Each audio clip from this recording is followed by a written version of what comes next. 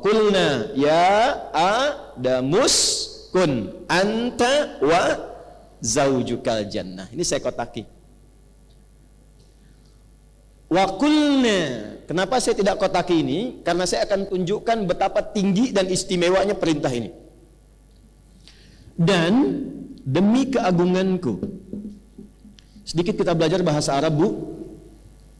Kalau kita baca Al-Quran, ada kalimat begini ujungnya, na panjang. Dan kata gantinya kalau kembali kepada Allah, misal inna anzalnahu fi lailatil qadr, kan pakai na panjang ya, itu disebut namanya ta'zimun nafsi li ta'zimi sya'ni. Kalau bahasa bebasnya, informasi yang disampaikan itu begitu penting, sampai saking pentingnya Allah menyampaikan itu dengan menunjukkan keagungan zatnya. Menerjemahkannya, hei, demi keagunganku, aku sampaikan ini yang begitu penting untukmu. Jadi kalau ibu temukan di Quran ngaji ada kalimatnya na, artinya informasi yang disampaikan begitu penting, tidak biasa dan istimewa. Saya ingin tekankan, ketika Allah menyebutkan kata zauj di sini dan sakinah, itu memberikan kesan bahwa kehidupan sakinah dan keberpasangan itu sesuatu yang istimewa, sesuatu yang tidak biasa. Ini poinnya. Di dalamnya ada laki-laki, di dalamnya ada perempuan. Pemahaman yang kedua, ketika Allah menciptakan Adam laki-laki, menciptakan perempuan yang kelak nanti kita kenal dengan nama Hawa, nanti saya kisahkan, itu pun memberikan kesan istimewa. Jadi jangan ibu simpulkan bahwa, maaf, cuma laki-laki yang istimewa, tidak. Perempuan juga istimewa. Saking istimewanya digunakan oleh Allah ta'zimun nafsi, keagungan dirinya untuk menunjukkan keistimewaan penciptaannya.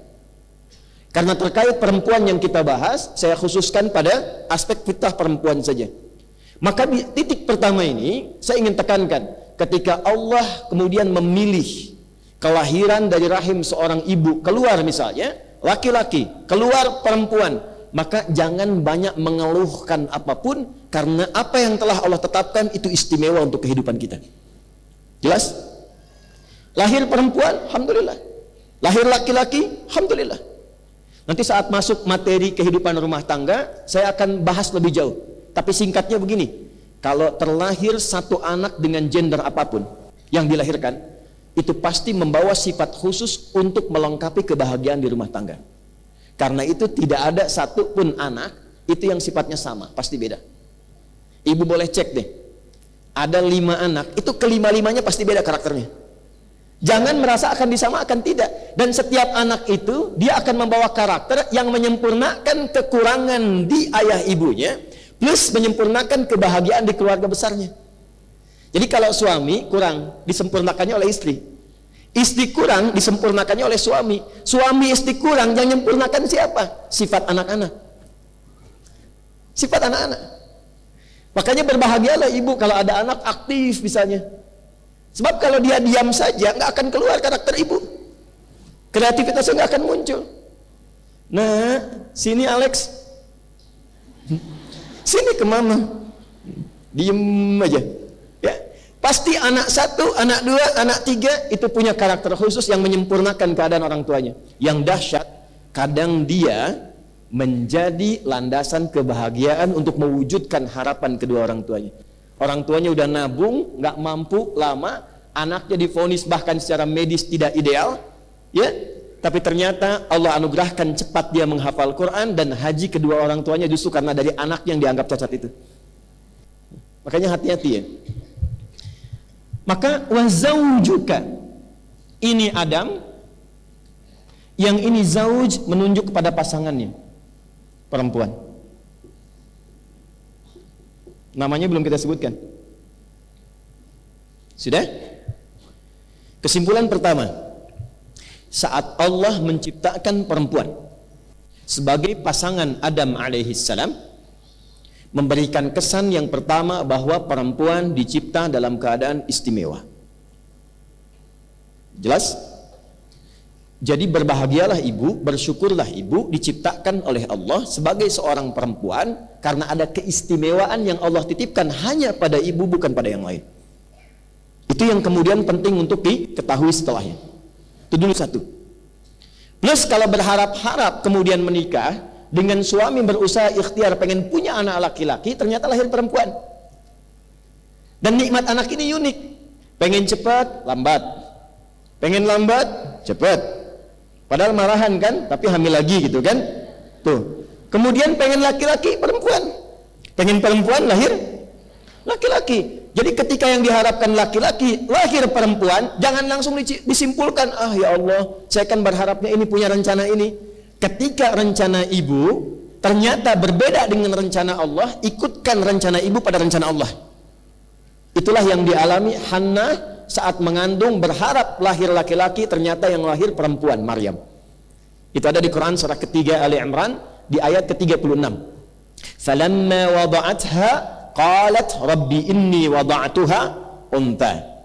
Ketika Hannah lahiran, lahir perempuan. Padahal dengan Imran suaminya, itu doanya panjang, pengen laki-laki, pengen laki-laki. Sampai mohon maaf, sebelum Maryam lahir, itu Imran meninggal. Jadi Imran itu tidak menyaksikan kelahiran Maryam. Begitu kemudian lahiran, lahir perempuan. Kata ibunda Maryam, ya, Sayyidah Hannah, ya, rahimahullah, beliau berkata, ya Allah, kok perempuan ya? Maksudnya saya menyiapkan garis laki-laki supaya mewarisi sifat-sifat ayahnya, meneruskan kemudian misinya, lahirnya perempuan. Apa jawaban Allah? Ibu tolong garis bawah ya. Wallahu a'lamu bima wada'at wa laysa dzakaru kal untha. Aku lebih tahu keistimewaan dan hikmah kelahiran bayi ini, dan tidak sama keistimewaan laki-laki dengan perempuan. Perempuan pun ada keistimewaan yang tidak dimiliki laki-laki. Itu poinnya. Ayat ini adalah pembuktian bahwa Islam melalui Al-Quran mengangkat derajat perempuan.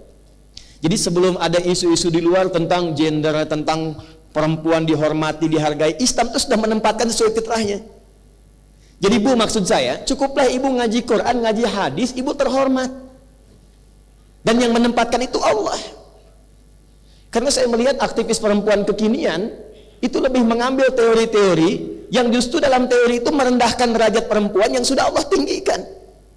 Allah sudah bilang, saya membuat keadilan, datang kesetaraan. Setara itu tidak akan pernah adil Bu, karena adil itu tidak harus setara.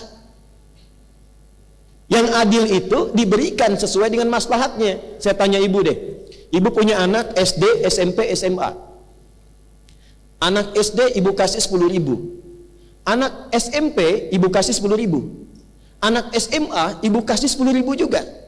Saya tanya, setara nggak? Setara, karena sama. Adil tidak? Tidak, karena beban anak SMP tidak sama dengan SD. Beban SMP tidak sama dengan S. Jadi tidak melulu yang harus dimiliki laki-laki, perempuan harus punya. Tidak setiap yang dikerjakan perempuan, laki-laki harus punya. Jadi adil itu tidak harus setara. Problemnya setara, yang dibawa itu kesetaraan, bukan keadilannya. Jelas ke sini? Oke, jadi saya ingin berikan motivasi, bangga dulu sebagai apa? Wah, nanti di pengajian bapak-bapak saya akan sampaikan bangga sebagai laki. Supaya adil. Nah, maaf ya, saya agak semangat, maksud saya itu supaya betul-betul optimis. Karena saya perhatikan sekarang sudah jadi perempuan, pengen jadi laki-laki. Ya, ada yang sebaliknya juga. Ada razia, begitu ketangkap, nama siapa? Nia Pak. Nama Nia. Nama lengkap yang betul Kurniadi. Udah singkat tuh. Satu. Dah. Sampai di sini dipahami?